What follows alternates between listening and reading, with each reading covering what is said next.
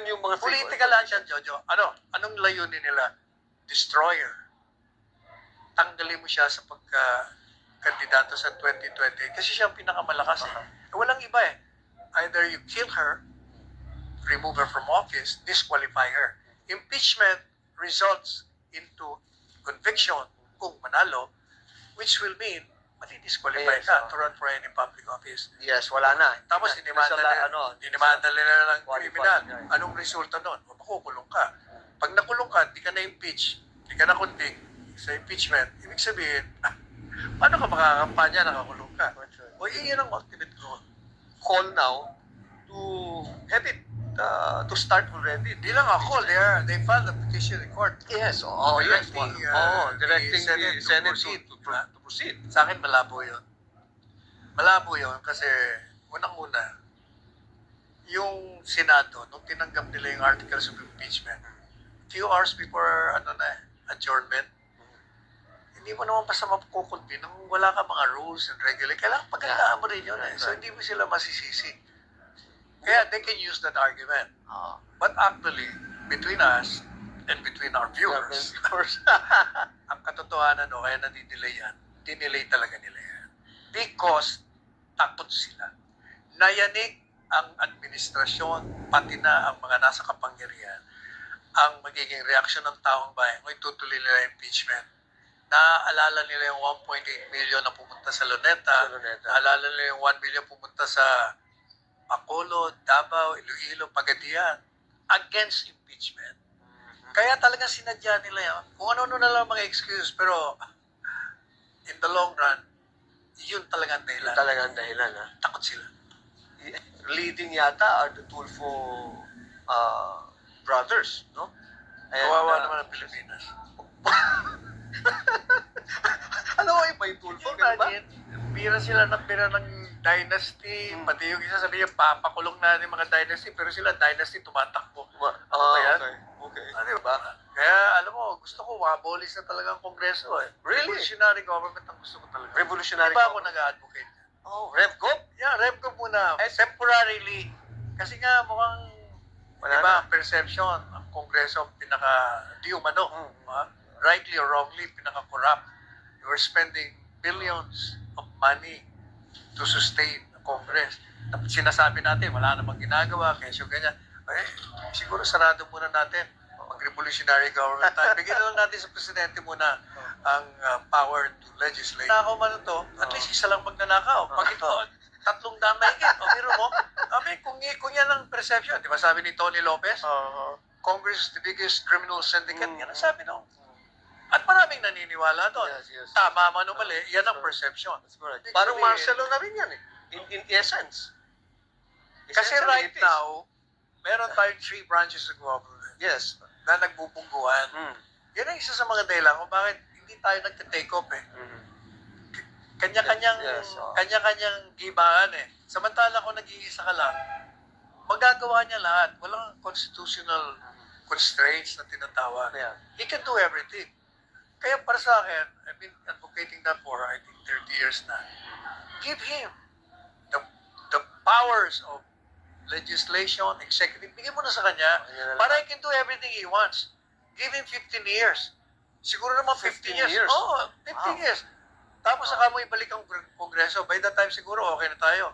Ngayon, if he fails, sinasabi nga sa akin nung ginano ko yan, paano kung sira ulong presidenteng ibigay natin? O sabi ko, bakit nakalimutan mo na yung history ng Pilipino? Ilang presidente na tinapon natin, pinakulong. Tayo, may pasensya tayo eh. May hangganan tayo. Kaya ibigay mo na. Huwag kang matakot. Alam mo, kaya sabi ko aking presidente, sabi nila nagbibiro ako, but actually seryoso ako. Bago siya naging presidente, di ba, sama na nga ng Kongreso. Ay sabi niya, di ba, if they become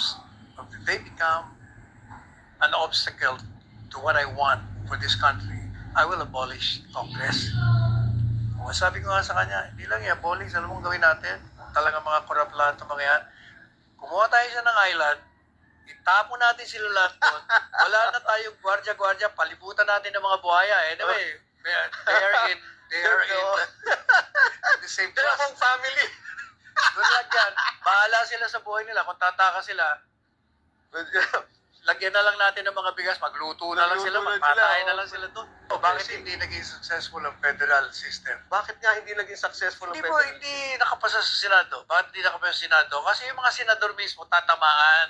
Yung Oh, mga yes, nanalo, hindi wala ng 6-year term. Yes. Tatamaan sila eh.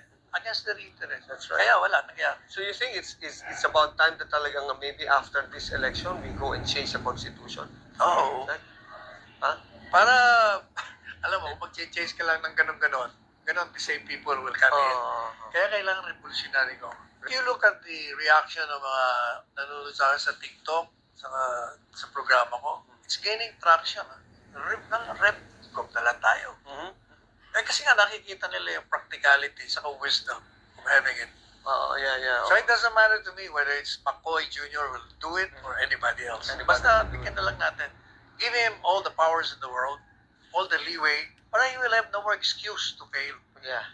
You think RevGov is what we need to have? Yes. Pare ko, Like for instance, alam mo, Jojo, ang dami nagre-reklamo, bakit ang mga naihalal natin, puro ganito, puro tiwali, puro personal na interest. Sinisisi nila yung tayong bumoto. O dapat mo talagang sisihin. Pero tanongin mo kung bakit ganyan sila. Kasi majority ng mga botante walang formal na edukasyon. Yan ang reason. When you have no formal education, you're vulnerable to a lot of pressure. Pwede kang piliin, pakiusapan, mabola ka, masayaw-sayaw dyan, pakanta-kanta, bigyan ka ng ayuda. Ganyan talaga. Now, if you're an educated person, you and me, you think we will be voting this kind of people we have right now? No. You see? Yun nga eh. That's true. Yun ang reason. Kaya gusto ko mag-RevCo. Kasi, pag may presidente, alam ba, kung akong presidente sa RevCo, ang unang gagawin ko, papag-aralin ko lahat ng Pilipino libre. That's right. Yan ang ginawa ni Lee Kuan Yew when he became president.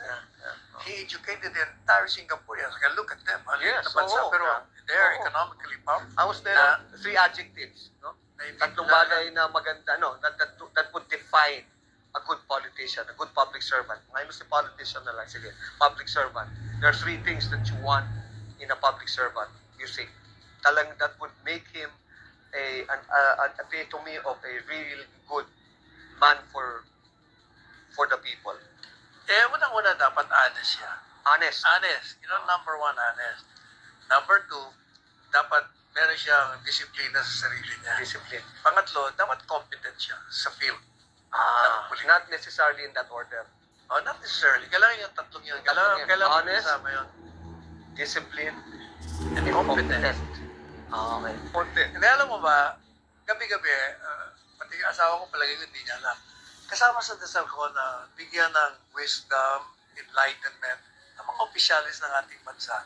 Kasi yun lang ang pagkakataon para hindi tayo dumating sa panahon na kailangan pa tayo mag-alsa para baguhin. Yun. Kasama yun sa pagdarasal ko. At pagdarasal ko na bigyan ng kapayapaan ng buong